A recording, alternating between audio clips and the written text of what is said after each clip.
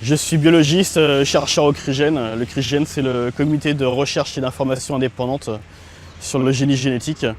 Et nous sommes l'équipe qui avons le plus publié sur les OGM et sur les pesticides qui leur ont associés. En fait, on a étudié la toxicité de ces pesticides et de ces OGM sur la santé humaine. Donc ici, on a le cas typique du soja tolérant au Roundup. L'Argentine est le laboratoire à ciel ouvert de Monsanto, Syngenta, etc. Et les autres. Donc, ce qu'il faut savoir aussi, c'est que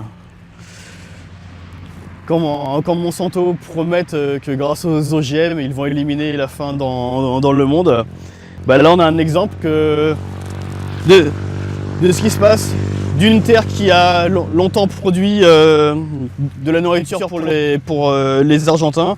Aujourd'hui, ça produit du soja qui va partir en Chine, en Amérique du Nord, en Europe, et qui va être mangé par les vaches et les cochons des pays riches. Donc vous m'expliquerez comment les OGM vont éliminer la faim dans le monde.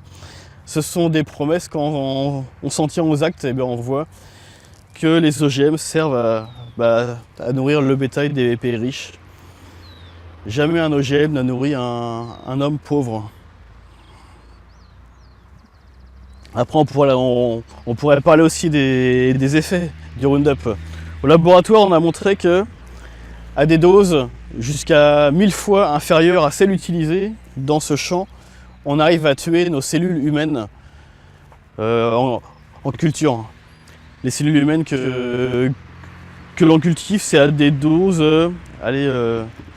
1000 à 5000 fois moindres que celles qui ont servi à asperger ce champ, qui arrive à tuer. On se posait la question au laboratoire, est-ce que le Roundup est un embryocide bien avant d'être un herbicide?